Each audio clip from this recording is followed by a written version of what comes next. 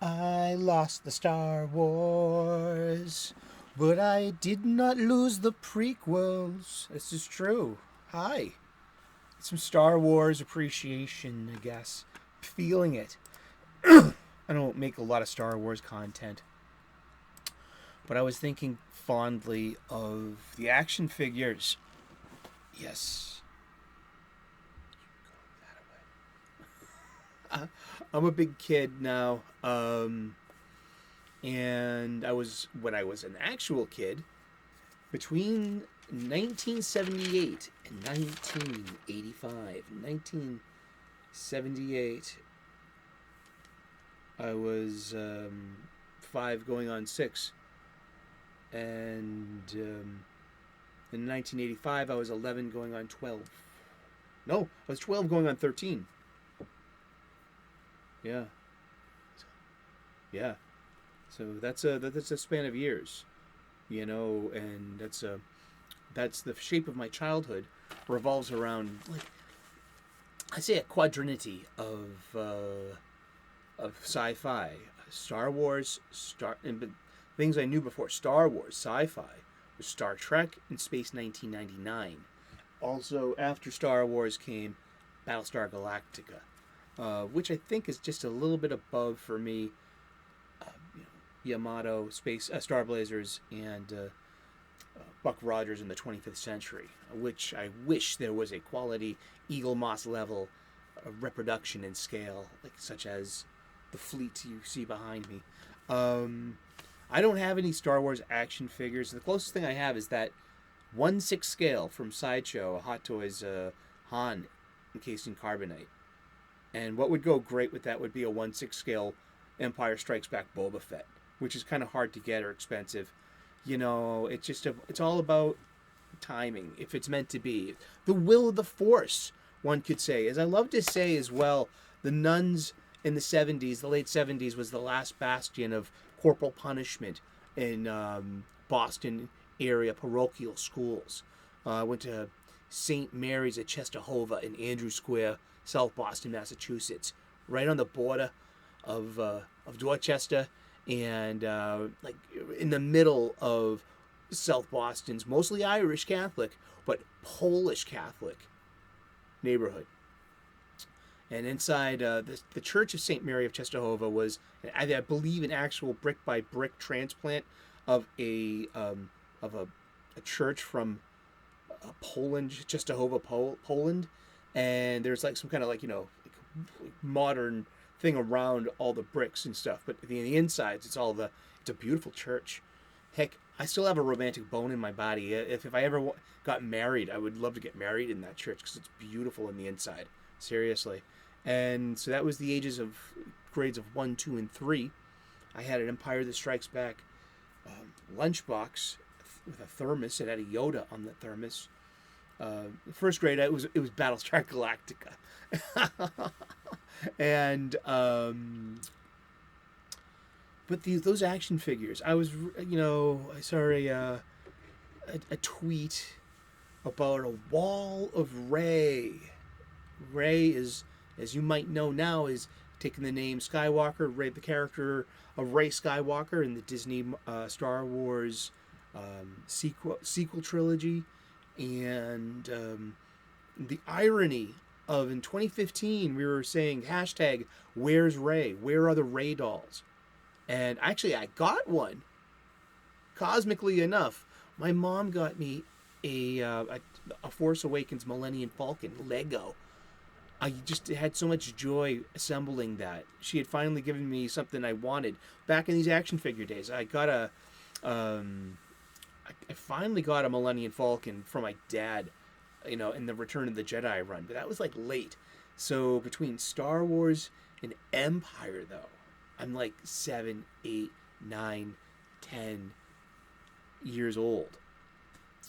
And I have such a fondness. But so even they were there was like 3/4, say 2/3 of the display were the Last Jedi versions, and 1/3 were Force Awakens versions, still on shelves. 7 years passed, and just like they can't get rid of these action figures. But the Last Jedi ones were in the style of the original Kenner blister pack, with the font and the movie logo, and then the specific font for the name and the action figure. And I was always that's really nostalgic for me. It meant like something fun was about to happen. You had the movie still on there too, and then on the back you would have the checklist of the other action figures to get, and then there would be from that line and that release. And I want to read this from the wiki, and ATST. No, nothing so more appropriate for that Rich Evans inspired wiki than ATST. He is doing that. I just check out Red Letter Media. Okay, from the wiki, between 1978 and 1985, Kenner produced and sold action figures based on the Star Wars franchise.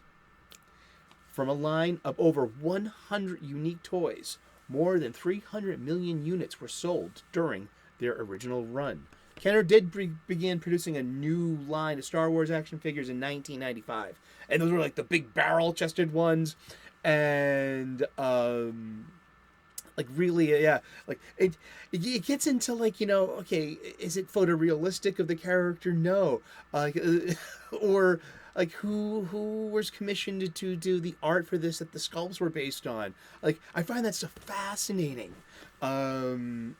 because in hindsight, the Kenner 78-385 action figure line, it lacked articulation, and it lacked like a very fine eye for detail, but our imaginations filled in the blanks. They really did. One of the first action figures I remember getting was R2-D2, and I remember I got it for my grandpa. It was his birthday, and we were going to Grandpa's for Sunday's dinner, and we had stopped off at the local pharmacy store that has the mini mart in it. We call it the CVS. You might know it as the Dwayne Reedy. It could be the mini mart, part of your of the Walmart now or whatnot.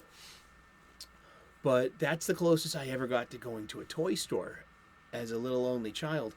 And I was allowed an action figure once in a while, and I fell in love with the R2-D2 action figure, and so I bought it for Pa, and that was like my action figure, my first action figure too, at my grandpa's and my grandma's, and yeah, funny. You had your own toy kit over at Grandpa's too. You like there's certain toys that were over there. And then you had house toys, and so but Grandpa's and Grandma's was the only place where I had secondary Star Wars toys. Also at Grandpa and Grandma's existed this. It was an RSO 33 1/3 vinyl album, The Empire Strikes Back, and it had a gatefold open, and it had stills of the movie, and it was just two sides, and it was ambient. It was the music, John Williams music, the Ben Burt sound effects, and actual dialogue from the movie. And it's one of the reasons why I have a mnemonic. I pretty much memorized that the dialogue from the original Empire Strikes Back because of that RSO. I would listen to that over and over again. And this was like summer of 1980. And we also had Annie on vinyl. We also had Olivia Newton-John on vinyl. And, it was just like... But that one... The Empire Strikes Back, that has a certain thing for me. I was 7 going on 8, and I was 10 going on 11 when Return of the Jedi came out. Yeah. And so those action figures and I remember having Boba Fett. Because what I wanted to do was say, I wanted to say, what were the most kind of embarrassingly bad action figures you had as for the Kenner Star Wars action figures? Because there were a lot of just secondary characters. There was 100 unique action figures over 3 movies. And... But things such as I had FX7 from Empire Strikes Back, and that's the medical droid with all the different arms. It's kind of useless. I had an Ugnaught. Actually, let's say I had Princess Leia in her Bespin gown.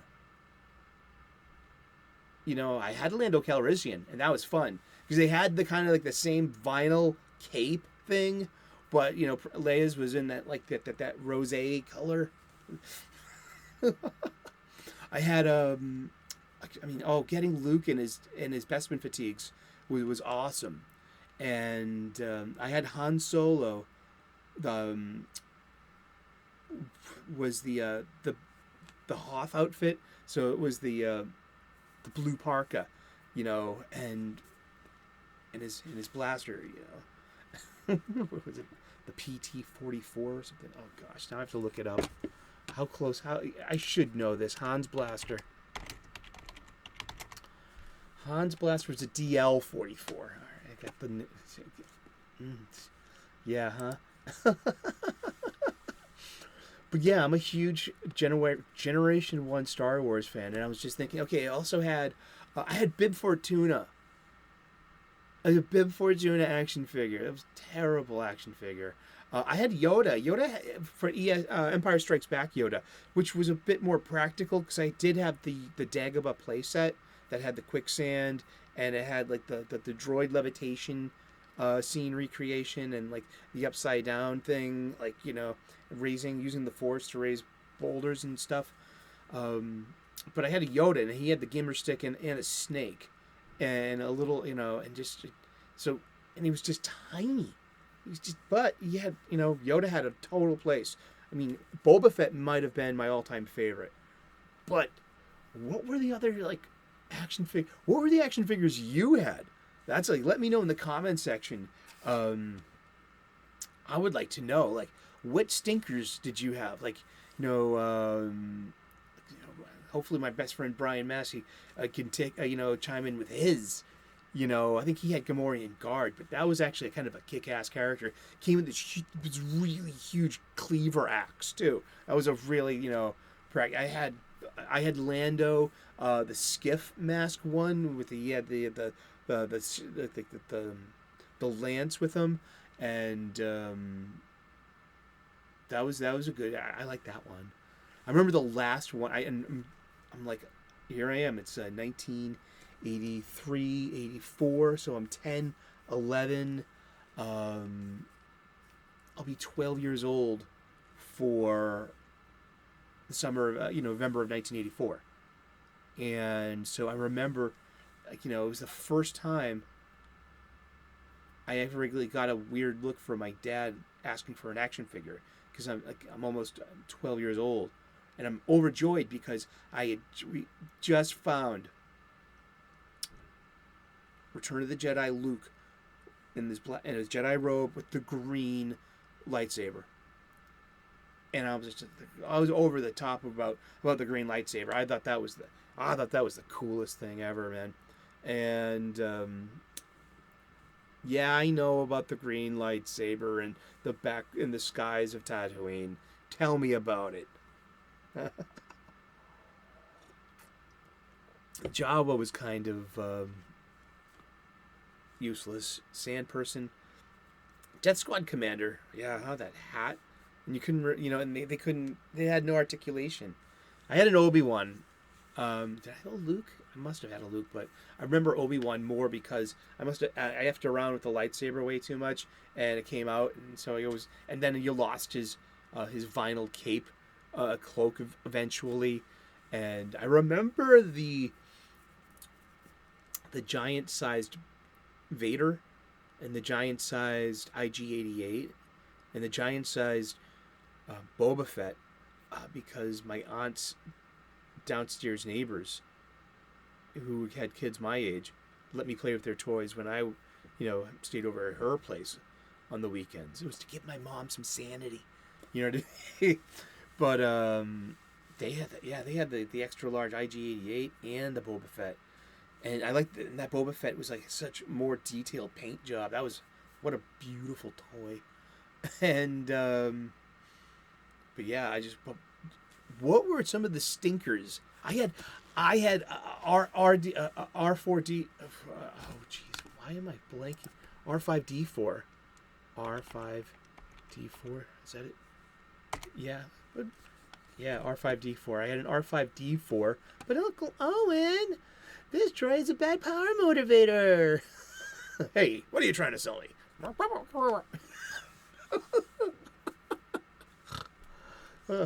Yeah, and the most useful part of R5D4 came when I tore off its ambulator leg, one of its legs, and it made like a really nice looking kind of Starfleet looking vessel for me. And also pens were like little Yamatos and Andromedas to me. You know, they'd put two pens together, and you two could have like an Andromeda, a USS, like a double wave motion gun. Yeah. Argo keeps proving like, yeah, one's enough. Yeah, easy there, Andromeda, with you and your class and your double wave motion gun. Yeah, this technological, terror you've constructed is insignificant to the powers of the Force. Your sorcerer's ways do not frighten us, Lord Vader. Your sad devotion to that ancient religion is when I find your lack of faith disturbing. Release him, Vader, as you wish. I probably bobbled that a little bit, but, fuck it. That's like Vader's sense of humor. That's where we first get laid down. Like, wow, he's got a sense of humor. A dark sense of humor. And, but still, I enjoyed those action figures. And then when the Powers of the Force one started being released and they had the coins, that's when I started aging out. So by 1985 and the completion of the first Kenner line, I'm 12 going on 13. And so like that is like when you start aging out of toys, unfortunately. Actually, I never did. In a way, I mean, I'm a pretty big fan of these like models. Look, it's a guy with a beard and a YouTube station talking about Star Wars, and he's surrounded by his toys, and he's got a beard, and yeah. So what? I mean, just like live and let live, and yeah. Turn on some lights here. I forgot to turn on the party lights. But yeah, I lost the Star Wars, and it was just I remember seeing all the episode 1 of the Phantom Menace action figures. This return to action figures, and just the level of detail on the lightsaber hilts, and they had like ignited and unignited, and that stupid chip that would like have a line of dialogue if you held it up to the communicator. It was actually kind of an interesting idea, but I just remember all those Rick Olay action figures. Are you asking yourself who the heck is Rick Olay? Then I'll be asking you, is gatekeeping a good thing at Star Wars? How you like them apples? Oh my goodness, you moof milkers. Ha ha ha! Thank you so very much for tuning in. Just to talking about Star Wars action figures. What we're coming with this, some of the like oddball stinkers of these action figures. Did you have? I mean, I had Chewbacca. I had Bosk. Bosk was cool. I never had a Palpatine.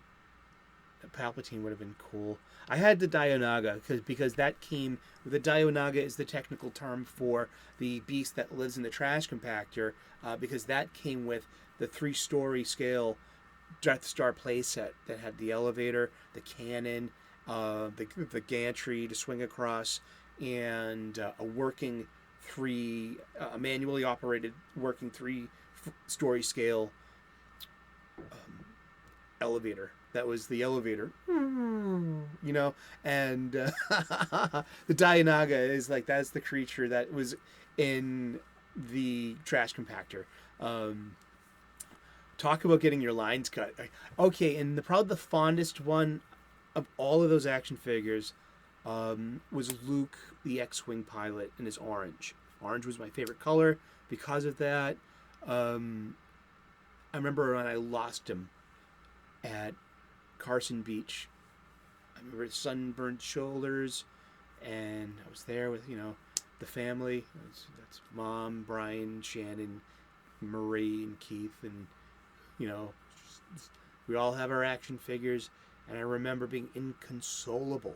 I had the Kenner X-Wing as well, so, I mean, that's, it was pre-battle damage, look. And I have to admit, once the wings tore off, that thing looked pretty damn phallic. Seriously, I know, huh? Take it up with Joe Johnson and Ralph McQuarrie.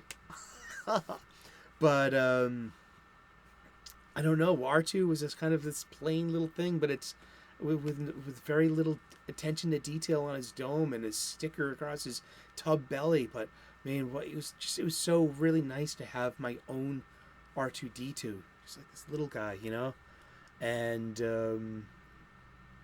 that's just great. And yeah, Bib Fortuna, wow, that's just and I had that original Boba Fett, and did I have a Lobot? No, I don't remember that. No, my original Boba Fett did not have the rocket that shot. Actually, that's a myth. And I had a Tauntaun. I had the Tauntaun with the belly. You know what I mean? Yeah, that happened. Oh, boy, oh, boy. Well, thank you so much for tuning in today and talking about Star Wars action figures for a few minutes. I love Star Wars. I mean, we always talk about the coffee table aspect of the channel here, of the show, and the comics coffee table. And these are the book. I always say, like, my friends and I would congregate around the coffee table where we would have conversations, and there would always be a stack of books on this coffee table, a stack of movies, a stack of games, a stack of music,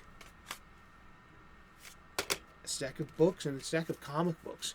And but these Star Wars books are forever part of what is on my coffee table, not on my bookshelf. I got one bookshelf. It's very finely curated. There's room for more on it too. I just dusted it in spring cleaning. But the Star Wars novelizations of the original 6 movies that Del Rey Publishing has preserved as canon in this Disney era is, for me, the backbone of my fandom, and that's where I'll stay as a fan as well, and happily so. Very happily so. I'll stay here. Yes. It was a long time ago in a galaxy far, far away. And we were much smaller people then, too. And, I had the best friends. It was Brian, Keith, and Shannon, and myself. We had a Han, a Luke, a Chewie, and a Leia. We had the projects, which was our Death Star. And we negotiated the streets of the projects of South Boston together using the Force and playing Star Wars. Thank you so very much for letting me share some Star Wars love with you. This is like, yeah. Well, this is change. Change happens. And, it gives credence to at least George Lucas's solitary vision for the prequels, and the whole notion of it was the most expensive independent movie ever made, like this non-Hollywood, non-corporate thing. And then it got sold to a corporation, and now it's been corporatized. And that's just that. And I fought the Star Wars, and the Star Wars won, or something like that. And but have faith in the Force.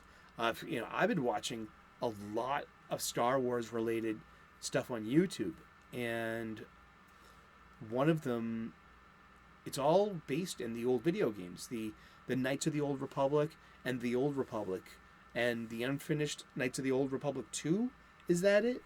And you can see how the style changed over the years, but like this 9-hour fan edit of the complete story of Revan. Who is Revan? 4,000 years before the Battle of Yavin. we have Revan, and who started off as a Jedi squire or a freshly minted knight, and him was it Evan and Alec, and they were assaulted by the dark side, and became Revan and Malak, Darth's lords of the Sith, and then unleashed upon an unsuspecting Jedi culture, creating a civil war, bringing the Sith ideology and may the Force serve you well. I mean, this stuff's pretty recent.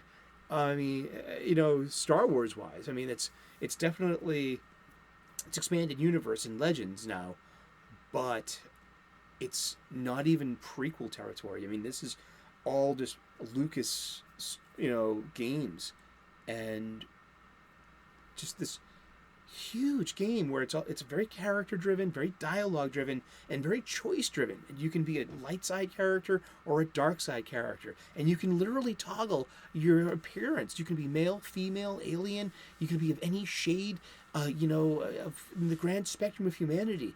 And these are the games that bring us together. And it was so Star Warsy, and it just fills this rich history of it's now you have a competing history as well with the Disney stuff called the High Republic. The High Republic, I believe, is set about well, let's look it up. When is the High Republic? When is the High Republic set? About 500 years before the Battle of Yavin. So this is 3,500 years before the High Republic era we have, and with Yoda, who's 800 years, he's a young man, about 300 or 400 or so in the High Republic era. So Yoda's there, and but it's a Disney thing. I hope I hope they're selling Star Wars stories, and it's not just some brand-oriented action adventure, because the Knights of the Old Republic, KOTOR, and the Old Republic games, and these are just, the Mandalorian Wars, and these myths, and the family names that continue on. This is a huge, huge Star Wars history. This is like Star Wars prehistory. But when did this become canon? Well, it's not canon, but it's game canon, and but it's so much better than the Disney canon. I mean, there's so much more thoughtfulness went into this, but it was before the Dark Times, before the Empire, before the Mouse. Yes, and this has been a special Star Wars driven episode of the Comics Coffee Table. I just wanted to talk about Star Wars action figures. Here at this Comics Coffee Table we come to, 3 p.m. U.S. Eastern, daily, we celebrate our love of geeky, nerdy things, and usually comic books, but I'm a huge Star Wars fan. I mean, look at those lightsabers. I mean, those are my original 1999, The Phantom Menace. I bought these at FAO Schwartz, along with the Darth Maul double-sided one. These toys, I mean, they're battery operated, they crash and make noise, they telescope. Those are the best lightsaber toys one could buy that were ever produced for its time of the 20th century. Let's put it that way. Because then came these impeccable 21st century crash and variable color blades. I mean, I'll always be a Star Wars fan. There will always be a place in my heart for well-told Star Wars stories. If you are looking for good Star Wars stories, well told, I would suggest any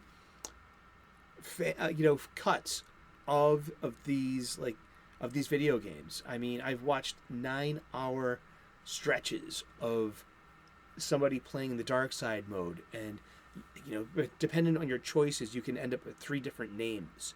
I think it was one of them was the adventures of who would become Darth Knox, and there was such it was really interesting, and it was very there were things hidden in plain sight.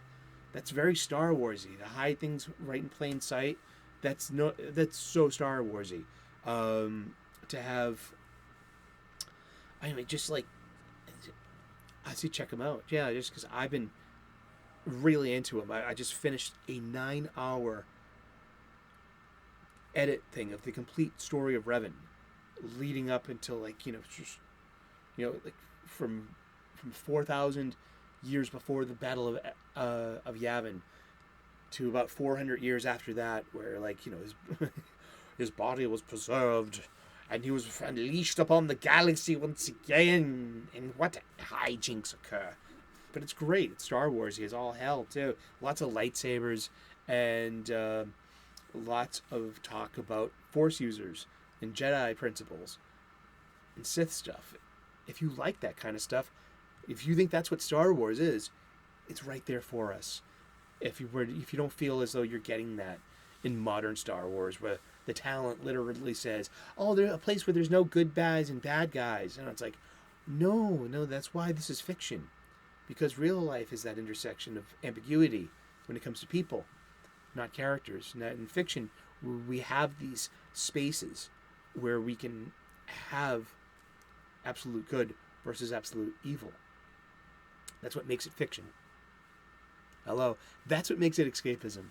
But yeah, thank you for letting me go on about my Star Wars action figures. I was a kid in that first generation of Kenner action figures, and there was nothing more fulfilling than being a Star Wars fan and opening up that action figure, that blister pack with the specific font and the logo of the movie. I just find it's got all the feels for me. And so even when I see the Wall of Rey, at least the Kenner retro packaging, you get respect from me.